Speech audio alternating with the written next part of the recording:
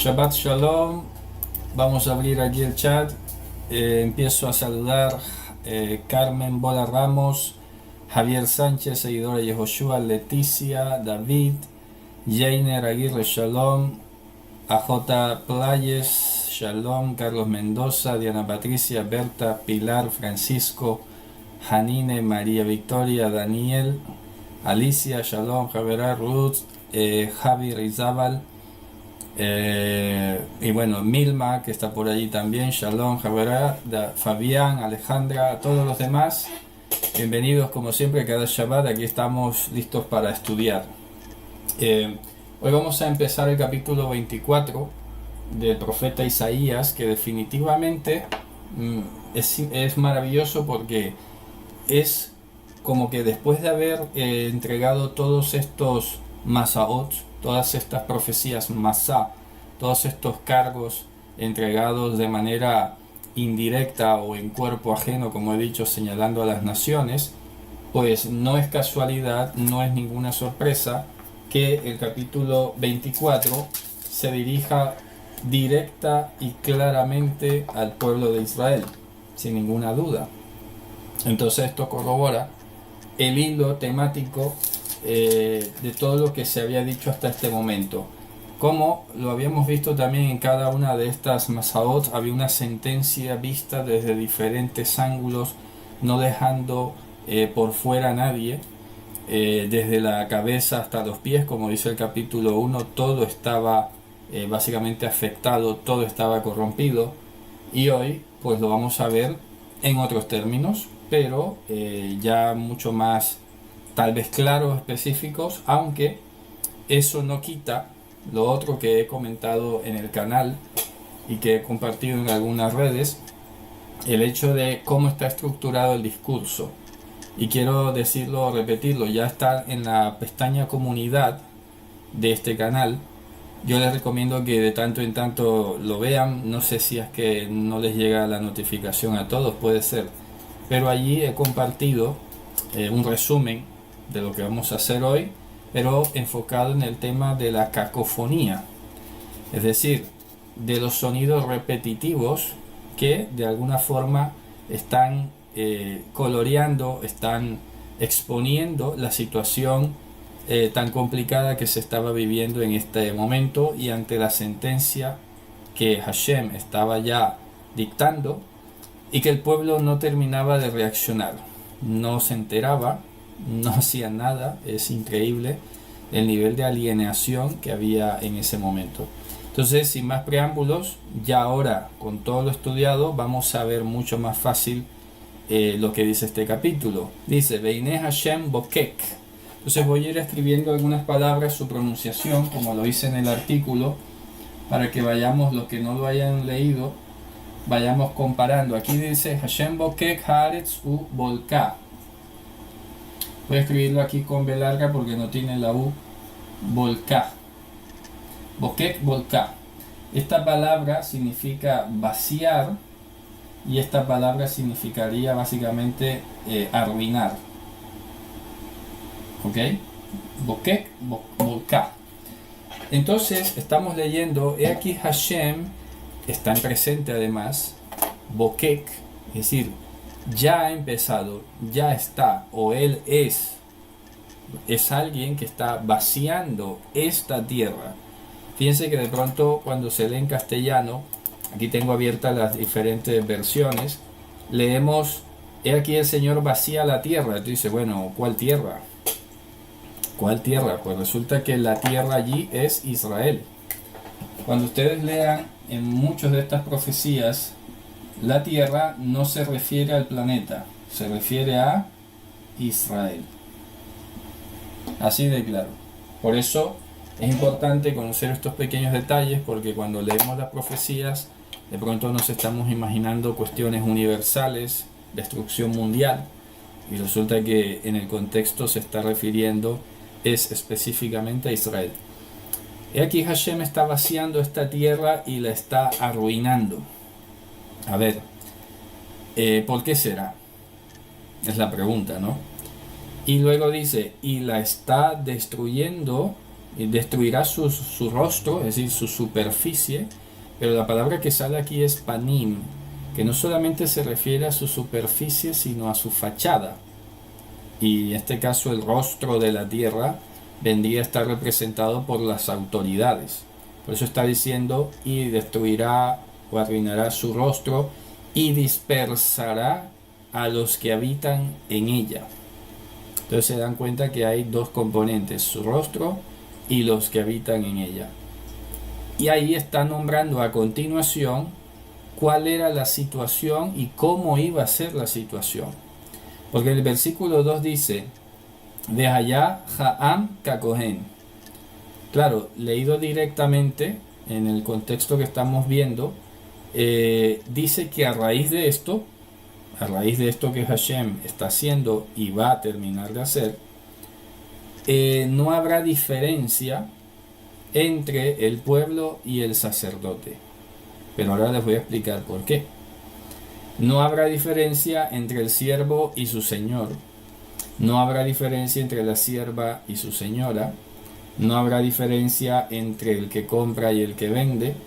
No habrá diferencia entre el que da el préstamo y el que toma el préstamo. Y no habrá diferencia entre el que cobra interés como aquel a quien le cobran el interés. Muy bien. Pareciera que esto directamente es la consecuencia de cuando viene la sentencia, pues Dios no va a hacer diferencia de personas. Sí, se entiende. Pero al mismo tiempo te vas a dar cuenta que esto es, y esto fue lo que me sorprendió hoy cuando estudiamos anoche las mitzvot. Me gusta mucho cuando eso ocurre porque veo que la palabra sola se concatena, ¿no? Ayer hablábamos de la necesidad de preservar los límites preventivos para evitar padecer de los límites de las consecuencias. ¿Recuerdan que lo dije? Ahí está el vídeo de anoche, se lo recomiendo.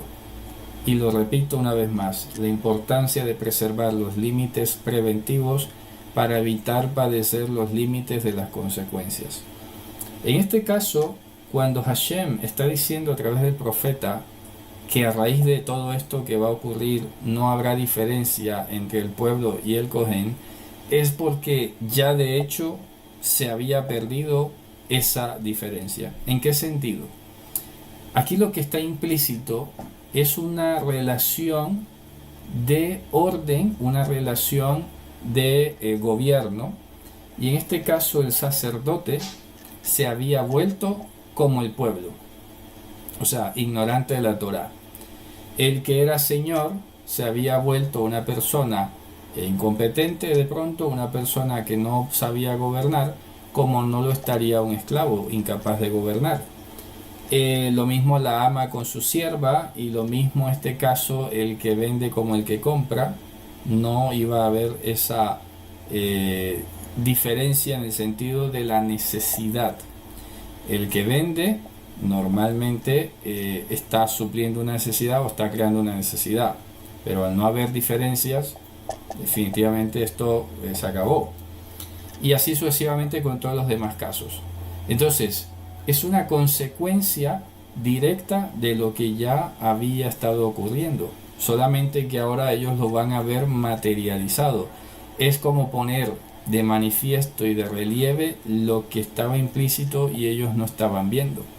Y se acuerdan que eso lo estudiamos allá en el capítulo 6, ¿no? Con la visión del trono de Adonai, de donde sale aquella palabra que cita el Evangelio, porque ellos están viendo y no están entendiendo, están escuchando y no están captando nada.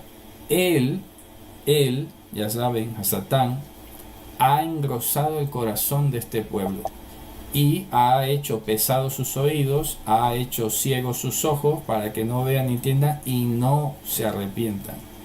Pero eso ya saben, ya lo expliqué, está en el capítulo 6, lo pueden buscar si quieren profundizar un poco más. Así que este vaciado que está haciendo Hashem no es un vaciado caprichoso o porque tuvo un mal día y lo tomó el pueblo de mala manera. A Dios, como decimos, se levantó con el pie equivocado y de repente pues va a destrozarlo todo. Esta es la consecuencia directa de todo lo que ha pasado. ¿Okay? Entonces, Seguimos leyendo en el versículo 3. Vehibok tibok haaretz, vehibos tibos. Y aquí viene el segundo juego de palabras más destacado. Hibok, tibok, hibok, tibok. Y luego tenemos hibos, tibos. Hibok, tibok, hibos, tibos. Es una manera muy particular de hablar que está diciendo, a la hora de ser vaciada, será vaciada la tierra. Es decir, lo que es vaciarse, será vaciada la tierra. No tenga ninguna duda. Lo está repitiendo desde el versículo 1, ahora en el 3.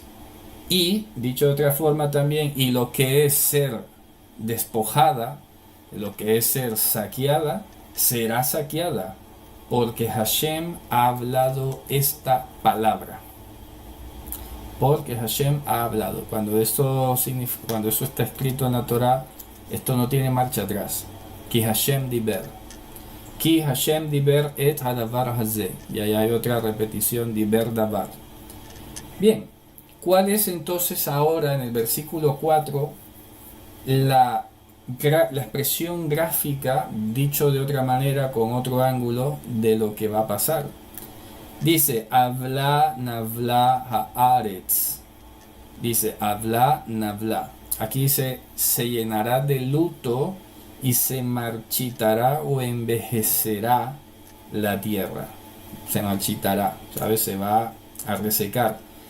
Y es muy curioso porque aquí tenemos otro juego de palabras. Habla navla. Habla y navla. Se dan cuenta que hay como una repetición de sonidos. Algunos sonidos muy particulares se van repitiendo a lo largo de todo. Bokek, boka, hibok tibok, hibos tibos, habla navla.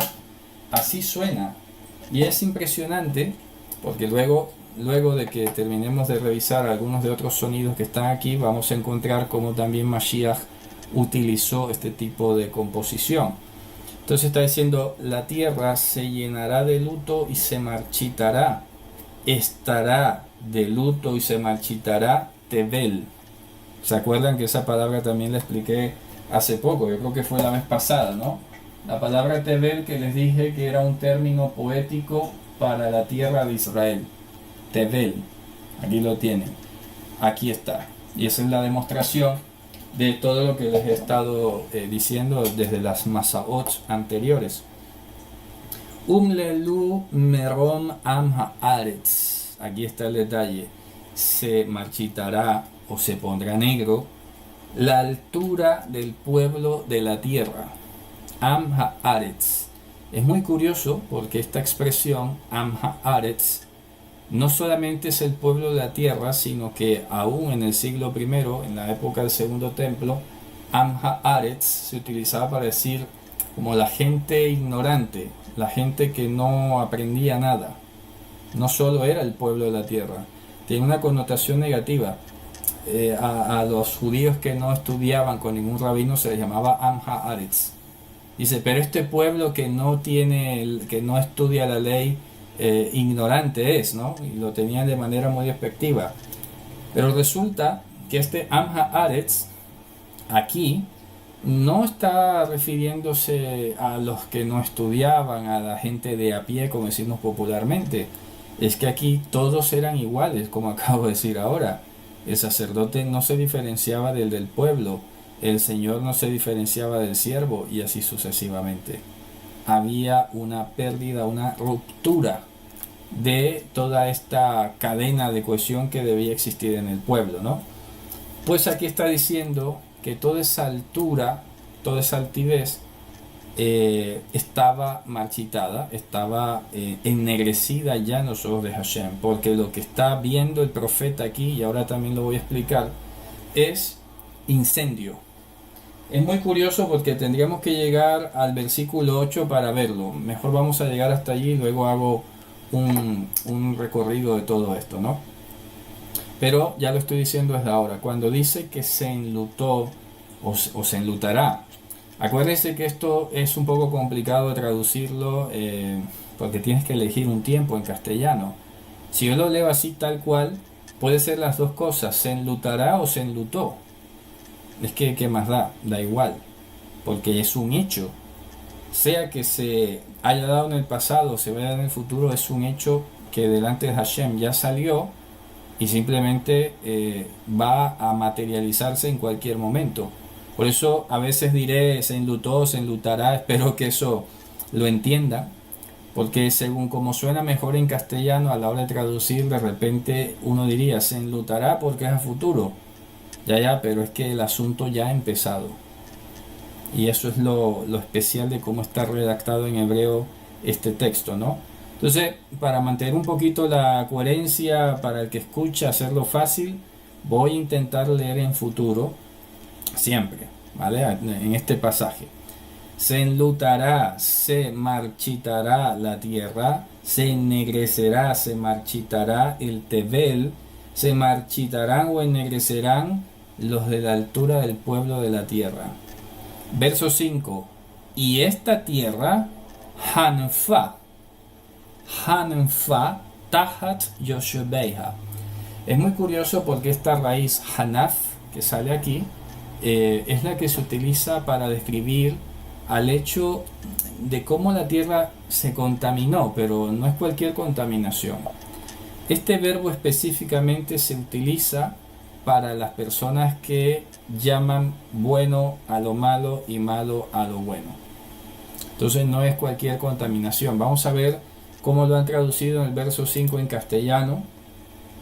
La tierra hizo bancarrota bajo sus moradores. Bueno, hizo bancarrota no diría. Verso 5 está yace profanada. Bueno, un poco se acerca, ¿no? Y acá pone la tierra ha sido profanada. Si tú en tu versión tienes profanado, está un poco aún así distante. La idea se acerca un poco, pero la noción específica, y ya lo vamos a comprobar a continuación, es que hay que leer todo el versículo y te vas a dar cuenta por qué, por lo menos en qué consiste la profanación. Esta versión pone María del Carmen contaminada, ya lo imagino.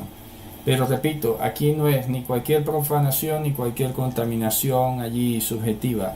Es puntualmente cuando se han cambiado las cosas. Cuando se ha invertido, como decimos a veces hoy, los valores, cuando se ha invertido la lógica, cuando antes era blanco y ahora queremos que es negro y viceversa y todo esto, ¿no? Entonces dice, esta tierra, Hanfa, ya lo ha cambiado todo, lo ha invertido todo. Tahat Yoshebeiha, y ha quedado así debajo o por causa de sus habitantes. Dice a continuación por qué. ¿Por qué ha sido la tierra así? Kiavru Torot, porque traspasaron Torot. Ahí sale en plural. Traspasaron las Torot. Y esto sirva de oportunidad para recordar algo que alguna vez he explicado. Y es que el Pentateuco, voy a poner aquí los 5 libros como si fueran 5 piedras. ¿Ok? Los 5 libros conforman lo que decimos la Torá como norma, como conjunto, ¿no? Aquí tendríamos entonces Génesis, Éxodo, Levítico, Número, Deuteronomio. Pero luego, dentro de cada libro hay grupos, hay secciones específicas que también se llaman Torá. Y por eso tenemos plural Torot. Alguna vez lo he explicado, existe la Torá de los Korbanot, existe la Torá de los sacerdotes, la Torá de los Metzoraim, la Torá de la que pare, la Torá del tipo de la casa que está contaminada, etcétera, ¿no? Inhabilitada por la idolatría, en fin. Y hay una cantidad de Torot, la de los extranjeros, las Torá o las Torot que tienen que ver con el sacerdocio, con el tabernáculo. Todo eso está lleno de Torot. Entonces, de manera general, hemos dicho Torá, y no solo el Pentateuco. También he dicho que toda la palabra dada por Dios es Torá. ¿Ok? Porque es instrucción. Pero aquí, en particular, está usando Torot en plural. No vayan a confundir eso jamás, nunca. Que alguna vez pasó, y creo que se lo he comentado con alguien que entendió Tarot. Digo, ya sé que ustedes estudian el tarot. Y dicen, no, no, por favor, ¿cómo que tarot? Torot con O de Torah. No tiene nada que ver con el tarot. Dios nos guarde. Entonces, está diciendo, ¿por qué? Porque ellos traspasaron a Bru. Cuando digo traspasar también en castellano, no sé, me crea unas ambigüedades. Traspasar quiere decir que se volaron el cerco. Llámele, no sé, atravesar, ir allá al otro lado, avar. Y de ese verbo es que sale la palabra averá, de esta raíz avar, que es atravesar, traspasar. De aquí viene la palabra averá, que es lo que traducen como transgresión. Averá. Es decir, es el hecho de atravesar al otro lado. Así como han dicho alguna vez lo de hebreo de atravesar, que no es correcto en ese sentido, pues esa lógica aquí sí se puede aplicar porque has atravesado las Torot. Te has ido más allá del límite que Dios había puesto. Y por eso, ayer hablábamos de límites. Eso es lo maravilloso, que les digo que está como todo concatenado. Y al violar el límite, esto es algo ya de párvulos, vamos a decirlo así, normalmente lo que hay por fuera no es bueno. Es como irse a aventurar al peligro. ¿Para qué irse al peligro si puedes estar seguro y tranquilo? Exactamente, es como salirse del cerco, es como saltarse el cerco, etcétera, etcétera.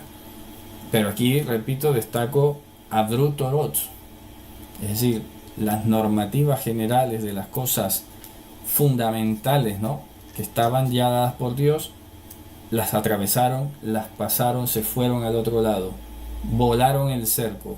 ¿Y qué dice a continuación? ¿Cómo lo hicieron? Halfu Hok. Halfu Hok. Esa expresión significa que cambiaron la normativa. Hok, muchas veces he explicado, justamente es aquello que es inamovible. ¿Se acuerdan, no? Que he explicado Hok, plural Hukim, son como esos postes que están puestos allí con esa rigidez, con esa característica de inamovible, de inalterable, que repito, dice, oye, que esto es el fundamento, es que si quitas el Hok, es que ya quitas todo. ¿Ok? Que son los puntos de anclaje, vamos a decirlo así, ¿no? Y a esto quiero volver y retomar lo que ya sabemos, pero que viene al caso mencionarlo. ¿Cuáles serían los hukim fundamentales expresados por el Evangelio para los creyentes? Es decir, que se abstengan de idolatría, de inmoralidad sexual y de homicidio. Esos son 3 hukim fundamentales que no se pueden negociar, que no se pueden cambiar, que no se pueden mover. Vamos a llevarlo un poquito más allá para que estos no se ofendan, o vamos a mirar a otro lado para que estos no se ofendan. A eso me refiero. Entonces el Hok es el Hok, no se puede cambiar. No importa si alguien se siente ofendido, si a alguien le incomoda, pues oye, es que esto ya, cuando quitas el fundamento, cuando quitas la barrera, es que ya ¿para qué? ¿Para qué nos vamos a engañar? Eso es engañarse a uno mismo. Estos entonces Halfu Hok. Entonces vuelvo y pregunto, ¿quiénes eran, hablando ahora humanamente, en cuanto a las personas, quiénes tenían que ver con el Hok en la vida cotidiana? El sacerdote, el rey, fundamentalmente, que eran los que se encargaban de administrar a todos los demás. Y de ahí en adelante el señor era el que ponía el Hok para sus siervos, la señora para su sierva, y todos los demás, el que vendía con el que compraba, el que pagaba interés, etcétera. Cada uno tenía un Hok que no podía traspasar. No podías abusar cobrando intereses, no podías abusar tomando las cosas como prendas de garantía, etcétera. Había un montón de Hok, de Hukim, que no se podían mover. Los jueces, efectivamente, todos los demás, y alguno que otro autoproclamado profeta, que entonces movía los Hukim, y todos contentos. Esto lo vamos a ver muy claramente ilustrado, que el pueblo no aprendió nada, más de 100 años después, en los días del profeta Jeremías. ¿Se acuerdan que entonces hicieron el show? Día de liberación de los esclavos, ¿sí? Los dejaron libres y luego cuando se acabó el show, los fueron a capturar de nuevo y los metieron otra vez como esclavos. Entonces dice, ¿pero esto qué es? Que parecen políticos modernos, que inaugura una cosa y al día siguiente se cae el puente o se cae la estructura o lo que sea, ¿no? O sale mal, o se han robado el dinero previamente, en fin, ¿no? Entonces dices, pero ¿cómo pueden ser tan descarados, tan descaradamente corruptos? Aquí dice Halfu Hok y ahora viene la consecuencia, que esto es muy fuerte. Preste mucha atención porque, como he dicho, cuando se acaban los fundamentos ya se acaba todo. Lo voy a ilustrar de esta manera. Aquí están las promesas de Dios. Las promesas de Dios. Y acá está el pueblo. Evidentemente, como he dicho hace poco, a Dios no lo vamos a destruir nosotros, ni más faltaba. A Dios no lo vamos a deformar nosotros. Lo que pasa es que Él ha establecido unas promesas y unas acciones que Él se ha reservado en su sola potestad, claro está. Y eso no está a nuestro alcance. Pero hay otras cosas que Dios estableció como un eslabón que están directamente relacionadas con la Torá y con lo que está implícito, Hukim y Mishpatim, que es lo que he dicho que componen básicamente la Torá. Hukim y Mishpatim, Torá. Pero ¿qué pasa?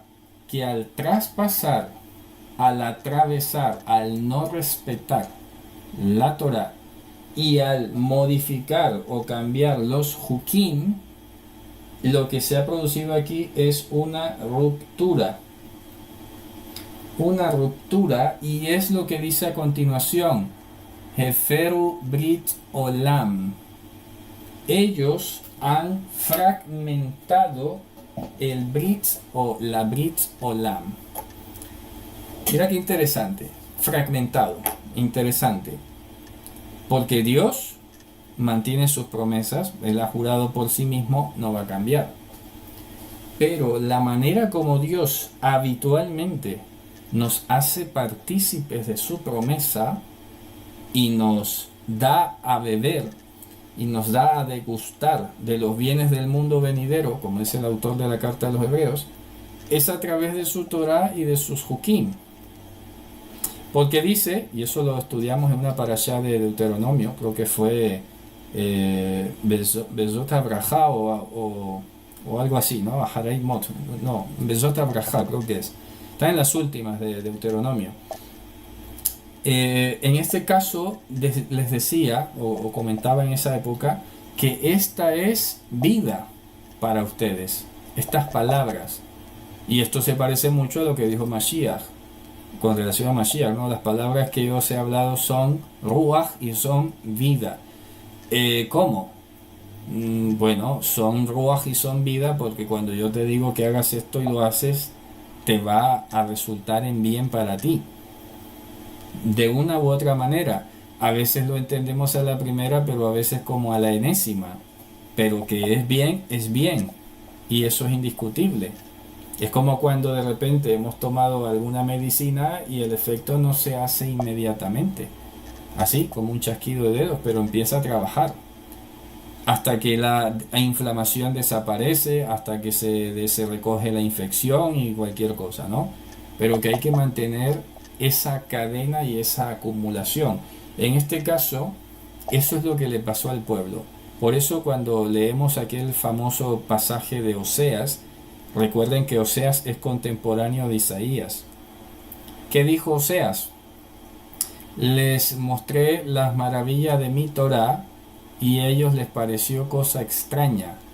El pueblo perece por falta de conocimiento, en este caso primeramente de comunión con Dios, pero también por descolgarse y desconectarse de la Brit Olam.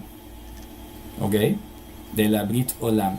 Dice, por eso el enemigo hoy en día se está ocupando de que muchas iglesias enseñen que la Torah está abolida. Sí, es que ha sido impresionante porque, a ver, yo siempre lo he dicho, bueno, que ellos no lo guarden, pues está bien, que sigan, ¿no?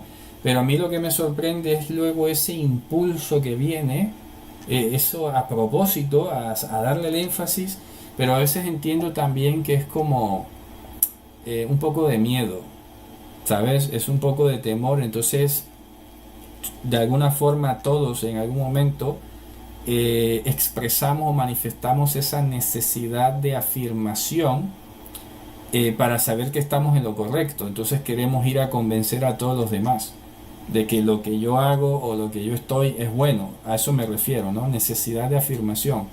Entonces, estos líderes lamentablemente a veces no se dan cuenta a quién le están sirviendo, a qué propósitos están sirviendo. Algunos lo harán ya de mala entraña, otros lo harán por ese efecto de afirmación, pero por esa razón hay que decirles, oye, mejor esto, si no lo entiendes, mejor no hables sobre este tema. Tú sigue predicando, sigue lo demás, pero vale más que esto no lo toques. Pero bueno, eso no sé si algún momento tendremos oportunidad de decirlo, pero no perderlo de vista. Si escuchas a alguien con aparte, sin querer avergonzarlo o lo que sea, decirle, esto vale más que no lo toques, porque esto es sagrado. Y al fin y al cabo es palabra de Dios. Ya está, ¿no? Entonces, con estas acciones de traspasar las Torot, de mudar y de cambiar o sustituir, porque aquí también cabe la idea de sustituir, halfu, hok, lo que lograron con eso fue romper o quebrantar o resquebrajar la Brit Olam. Pero repito, no a la Brit en sí, porque no es que sea condicional. No es que Dios ahora dijo, bueno, ellos lo anularon, pues aquí se acabó. Hay que entender que esta raíz parar, que sale aquí, la raíz parar, tiene que ver con romper en pedazos, fragmentar. La raíz parar. Ellos fragmentaron, resintieron, llenaron de fisuras y de grietas la Brit. Repito, Dios no va a capitalizar eso, es decir, bueno, como ellos lo han roto, yo nada que hacer, pues ustedes allá, yo acá. No. Pero nosotros, el pueblo, definitivamente, son los perjudicados. Son los que van a empezar a experimentar la desconexión con Dios por haber estado traspasando las cosas que Dios ha dicho no traspases, o por estar sustituyendo o moviendo las cosas que Dios ha fijado. Exactamente, un poco parecido a la teoría del reemplazo. Entonces, versículo 6. Al-Ken, ya mira qué interesante esto. Ahora sí voy a tener que borrar, que ya no me cabe el espacio aquí. Vamos borrando. Ya lo primero dicho, ya está claro lo del juego de palabras, todo eso. Ahí está escrito en el canal. Así que voy a borrar esta primera parte. Mira lo que dice aquí. Al-Ken Alá. Ahí sale la palabra Alá. ¿Alguno se acuerda que he explicado sobre esta palabra? Alá. A ver, los leo en el chat mientras voy leyendo ahora el verso 6. A ver qué palabra han utilizado aquí. En el verso 6 aquí ponen maldición. Aquí ponen maldición.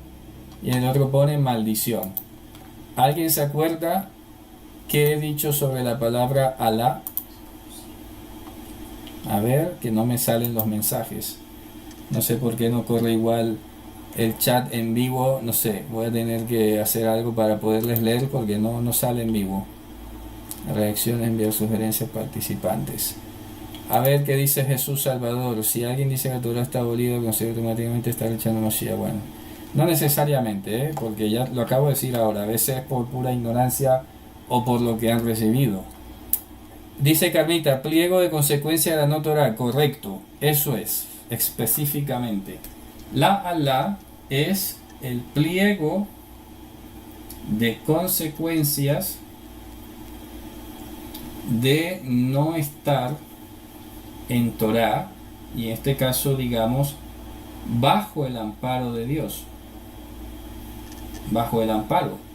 Entonces, no es maldición, no es exclusión exactamente. O sea, sí un poco la exclusión, pero está implicando unas consecuencias. Es como todo, ¿no? La exclusión, pero con las consecuencias. Pero lo he definido de esta manera porque así lo vamos a encontrar en muchos otros pasajes y yo quiero que aprendamos este concepto. Es el pliego de consecuencias de no estar en Torah o bajo el amparo. ¿Ok? O bajo el amparo. Eso es la alá. Entonces, ¿qué dice aquí el verso 6? Por eso la alá devorará la tierra. ¿Qué significa? Es decir, como ustedes han quebrado, han fragmentado esa comunión con Dios, haciendo de una manera descarada y cínica todo lo que Él ha dicho que no se haga, moviendo lo que dice, ¿sabes qué? Es que ya ustedes son como ese vagón del tren que se ha desprendido y ahora va a su propia bola, ahora va allí a su propia manera. Ya no tiene quien lo guíe, ya no tiene quien lo controle, es como algo que se ha quedado sin frenos. Entonces por eso la Alá consumirá la tierra. Es que ya, volviendo al versículo 2, el del pueblo será como el sacerdote, el siervo como su señor, la sierva como su señora, el que compra como el que vende, es decir, se acabó todo. Aquí va a haber es una rapiña, un saqueo, cada quien mirando por lo suyo, que ya no tiene componte. Ya esto no va para más. Definitivamente no tiene corrección. Lo que pasa en estas circunstancias es que Dios, cuando todo está tan desordenado y tan destruido, lo que hace Dios es que escoge un remanente, lo preserva, porque si Él no lo hiciera, ya lo dijo el profeta al principio, capítulo 1, seríamos como Sodoma y nos pareceríamos a Gomorra.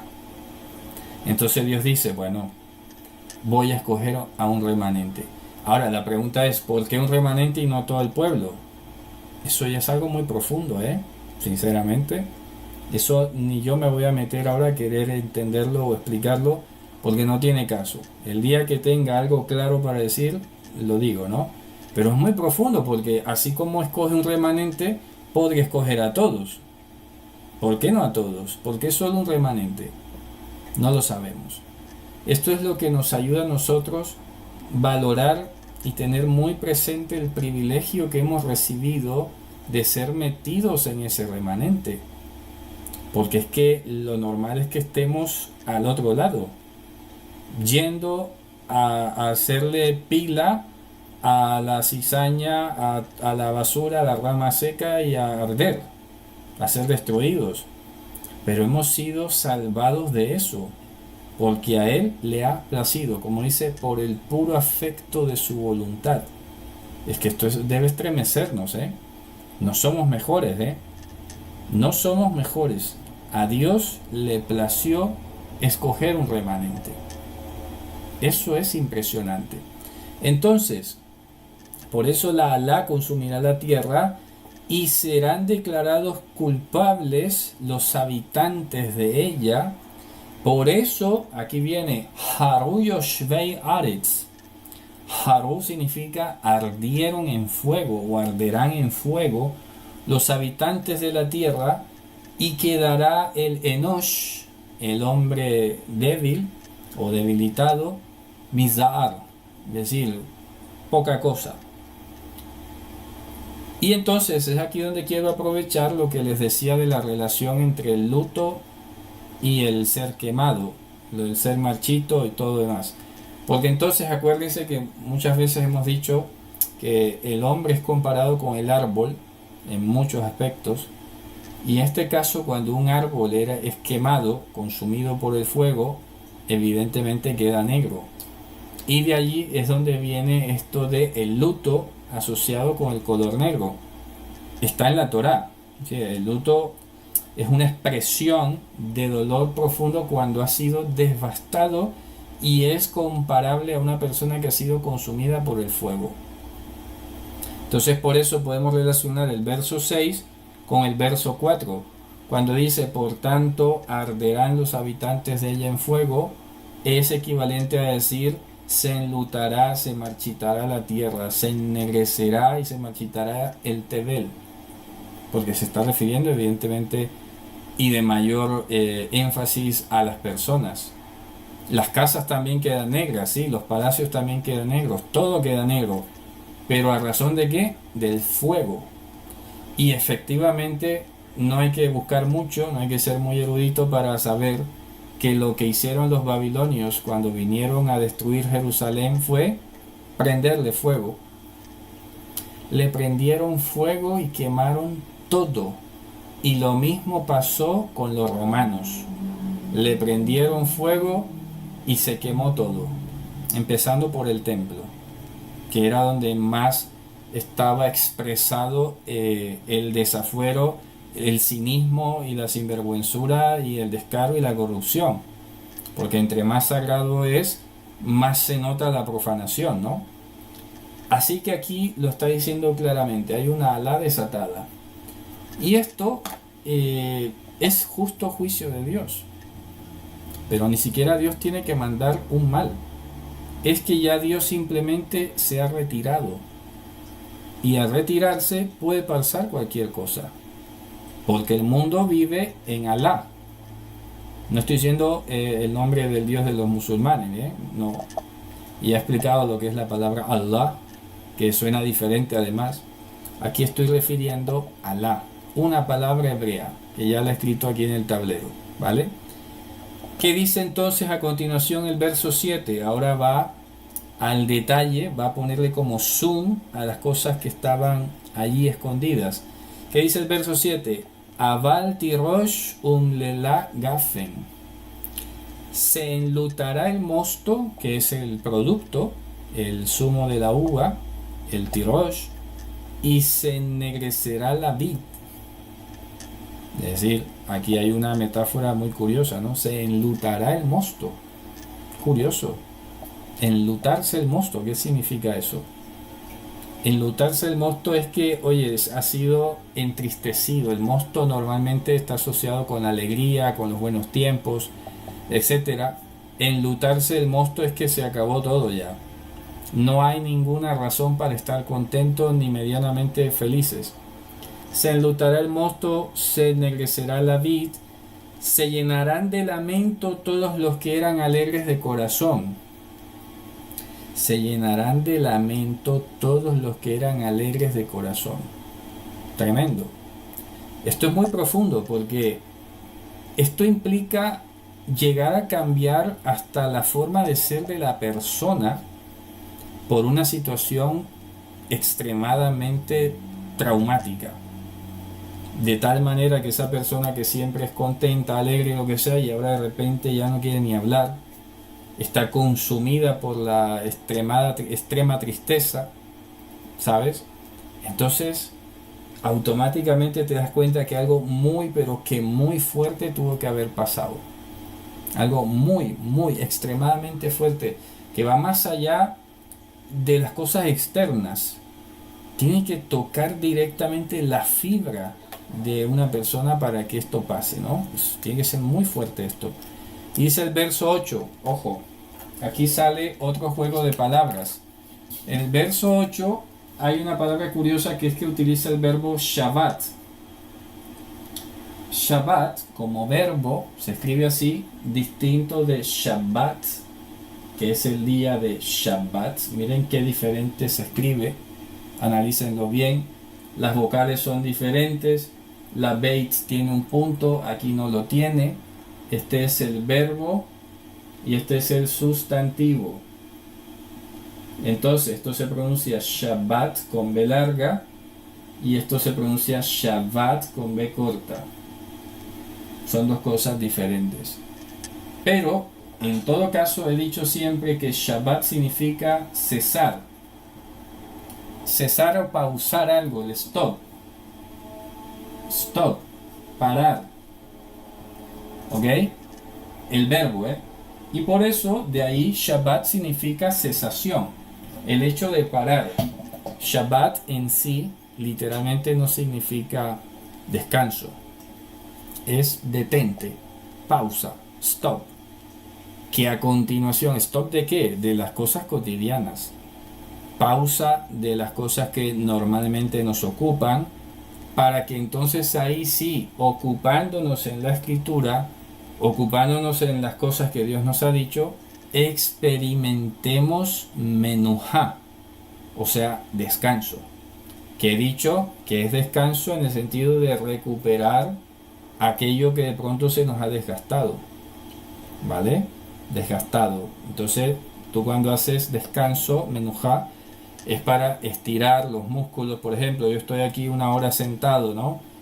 Para yo experimentar descanso, pues tengo que levantarme, estirarme, salir de pronto a caminar para que el cuerpo recupere su funcionalidad, porque si yo me quedo aquí 4 horas sentado y no me muevo, pues oye, el cuerpo se entumece y se va endureciendo, se va encartonando y todo, ¿no?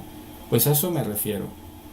En este caso, está diciendo Shabbat mesostupim, se detendrá, se parará o cesará el regocijo de los panderos, o sea, las panderetas, ¿ok? Hadal sheon alizim, cesará el bullicio de los que están muy alegres. Shabbat mesoskinor, cesará o se detendrá la dicha o el regocijo de la lira. Mira que está hablando, describiendo básicamente lo que pasaba en la fiesta, ¿no? En la fiesta hay trago, hay música, hay danza, hay palmas, hay gritos, hay alegría, hay danzas. Eso es una fiesta, la alegría, ¿no? Pues aquí está diciendo, esto de repente se va a parar. Ustedes creen que no, ya verán.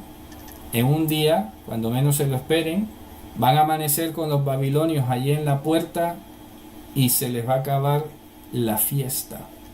Y va a empezar a ver las consecuencias de haberse ustedes alejado del amparo. Dios es fiel, Dios permanece fiel y no va a cambiar. Pero es que ustedes se han alejado y lo han llevado demasiado lejos. Es que ya Dios no puede ser en estos momentos su Dios como ustedes quisieran, porque es que ya eso sería ser cómplice de la corrupción. Y Dios dice, yo me aparto de este pueblo, yo no puedo seguir identificándome como su Dios, y ellos lo tienen que conocer para que aprendan. Pero ya lo vimos la clase pasada, ya Isaías nos lo había dicho y ahora es que lo estamos viendo, y lo digo empezando por mí. Ya había dicho, y lo estudiamos el Shabbat pasado, que aún volviendo de la cautividad 70 años después, no iban a cambiar. Y así pasó. Así que, por eso esta es la demostración clara de cómo solo los que Dios escoge, los que Dios transforma en el interior, son los que van a perseverar hasta el final y son los salvos. Los demás se van quedando en el camino. ¿Qué dice entonces aquí? Bashir lo yishtuyayim, versículo 9. En el cantar no beberán vino, les será amargo el licor a los que lo toman. Claro, ya no tiene gracia, como decimos, ¿no? Ya no tiene gracia. Ya no hace ilusión. Versículo 10, y mira que aquí viene una palabra clave que lo he dicho siempre y aquí se confirma. Nishbera, versículo 10, Nishbera Kiryat Tohu. Dice, será quebrantada la ciudad del Tohu. Esa palabra Tohu es la misma que sale en Génesis capítulo 1, cuando traducen Tohu Babohu. ¿Alguien se acordará que he dicho yo que es Tohu? Bueno, no sé, porque igual nos demoramos mientras que salen las respuestas. Tohu significa que está desconectado. Desconectado. Eso lo he explicado yo en la parashá de Génesis. La tierra los elementos estaban desconectados y sin forma. Tohu babohu. Aquí está diciendo Kiryat Tohu, la ciudad del Tohu, es decir, la ciudad donde se ha perdido toda conectividad tanto con Dios como entre ellos. ¿Ok? Ahí está, desconectado. Tohu, Kiryat Tohu. Esta es la ciudad del Tohu. Porque claro, es que tiene mucho sentido. Todas las ciudades de alrededor, todos los pueblos de alrededor son Tohu, están desconectados de Dios. Pero resulta que aquí el Tohu está en su máxima expresión porque se supone que era la ciudad que más estaba conectada con Dios, y resulta que aquí es donde se han recogido todos los pecados de todas las naciones y además entre ellos, de tal manera que Tohu es la desconexión total. Por eso explicaba en la parashá de Génesis, de Bereshit, que la creación consistió en poner en conexión y en sentido y en orden lo que estaba desconectado y sin funciones, hacerlo funcional. A eso lo he explicado, me acuerdo, ¿no? Está en la parashá. Y por eso dice, será quebrantada la ciudad del Tohu y será cerrada toda casa para que nadie venga. Kol bayit mibo. Empezando por cuál casa, por el templo. Cuando ya saben, cuando decimos casa, también pensamos en templo, ¿no?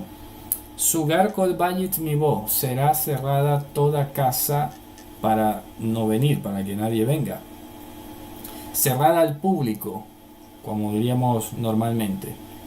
Y de allí también se infiere que toda casa donde se estudiase Torah, toda casa donde hubiese algún tipo de vinculación con Dios y con los demás, se acabará. Toda casa cerrada. ¿Qué dice el verso 11? Tzbaha al-hayay bahutzot. Lo único que hay afuera, en las afueras, es gritos por el vino. Tzbaha al-hayay. Si prevalece el grito más que otra cosa. Arva kol simha. Esta es una expresión muy poética, espectacular. Arva kol simha significa que se le ha puesto el sol a toda alegría. Bueno, a ver, quiero explicar de otra manera.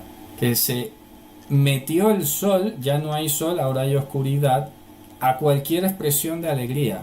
Es una metáfora, ¿no? Arva kol simha, ya no hay brillo. No hay alegría, no hay brillo, no hay destello de nada. Galam esos haaretz, fue llevada o será llevada en cautividad el regocijo de esta tierra. Esto suena demasiado perturbador, demasiado profundamente triste. ¿Y qué dice el verso 12? Nish'ar ba'ir shamma.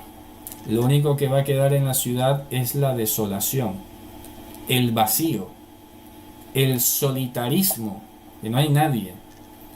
Ush'eya yukat sha'ar. Y es el ruido de la destrucción lo que va a golpear la puerta. Impresionante. Y dice el verso 13 para terminar. Kijo yeye bekerev haaretz betoch ha'amim kenokef zait geolelot im jalabat zir. Mira que hasta rima un poco, ¿no?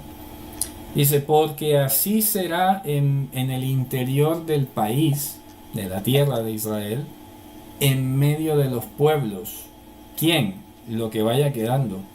Será como eso que queda en los olivos cuando ya le han quitado las olivas, le han dado palo y quedan solo unas cuantas aceitunas, es decir, poca cosa, y aún así también está refiriéndose al hecho de que ante la hambruna y el asedio hasta van a tener que, o se van a ver ellos obligados por fuerza inclusive, a ir a buscar hasta lo último que no se tenía que buscar. Acuérdense que la Torah tiene un mandamiento que dice no ir a recoger los últimos frutos, lo que quede hasta el extremo de tu cosecha, sino que se lo dejas al pobre y al necesitado, ¿no?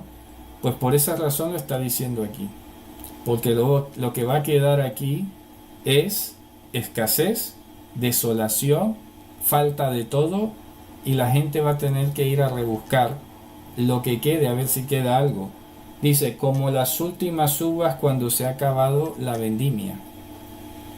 Claro, Ahí tiene los dos sentidos, como que han quedado todos pobres y les toca ir a buscar lo que la Torá les ha dejado, que es ir a comer de los frutos que quedan, como que también se refiere al hecho de que no tendrías necesidad de hacer eso.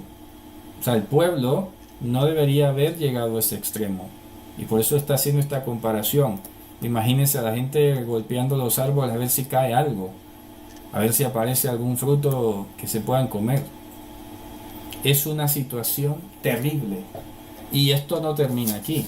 Esto lo he dejado aquí, esta primera parte, porque ya la próxima vamos a ver del 14 al 23. Y si ustedes leen todo el capítulo, lo que sigue, definitivamente no hay nada bueno aquí. O sea, solo hay una que otra palabra de esperanza para el justo, pero es que todo lo demás es una volquetada de lamentos, de tristeza. Yo me imagino que el profeta Isaías lo tuvo que pasar muy mal, ¿no? Pues decir, no lo puedo creer.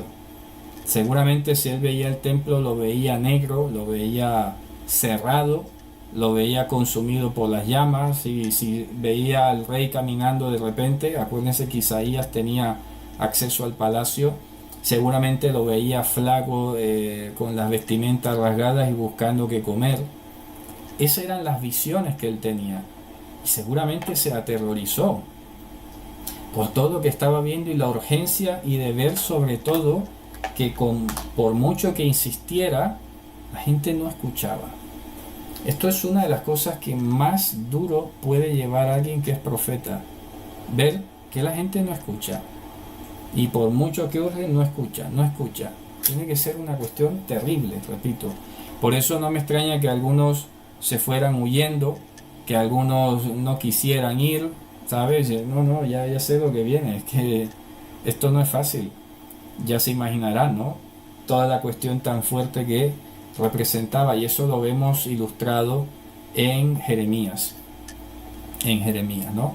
Entonces, para resumir, la pregunta es: ¿en qué momento se empezó a perder la comunión con Dios? La comunión con Dios se empieza a perder, como hemos dicho hace poco, cuando comienzas a pasar de encontrarte con el Rey. Entonces eso hay que enseguida alerta. Tienes que ir a leer la escritura, tienes que entrar, presentarte en tefilá, tienes que ocuparte de las cosas que Dios te ha dicho. Como eso lo dice, hablando entre vosotros con salmos, himnos, cánticos espirituales. Lo digo así popularmente para que todos entiendan, ¿no? Pero ya lo he explicado qué significan esas palabras. Y dándole gracias a Dios en vuestros corazones, contentos. Claro, no siempre vamos a tener el ánimo para eso, ¿no? Pero es que resulta que por eso está escrito como mandamiento, modo de mandamiento, para que nosotros no ofrezcamos resistencia y no dejemos que ese tipo de situaciones crezcan en nosotros. Así que es impresionante lo que ya se está anunciando aquí, y que el pueblo no hizo oídos. Que Dios nos guarde y nos ampare, ¿no? Vamos entonces a despedirnos con la bendición que Hashem nos ha dispuesto, para que siempre estemos recordando y concientizándonos que no es un simple recitar, no es un simple cantar. Hay que pensar mucho en cada palabra que tiene esa bendición, porque es de las cosas que Él dejó expresamente dicha para nosotros.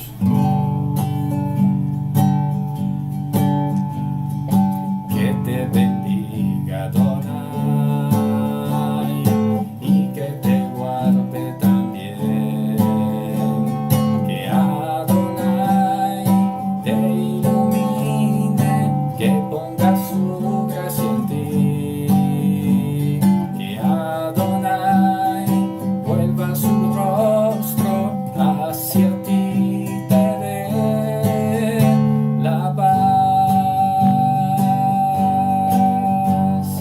Yevarechecha Adonai ve'yishmerecha.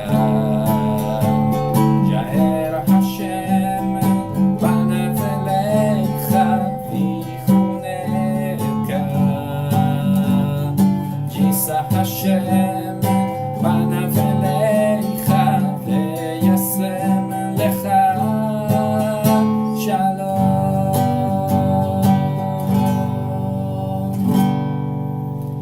Bueno, muy bien, Javarim. Desde ahora, Shavua Tov a todos los que siguen en Shabbat, que sigan creciendo en la gracia, que sigan ocupándose en las obras que Dios nos ha dado y que siga creciendo esa comunión entre Él y nosotros. Nos vemos en una próxima.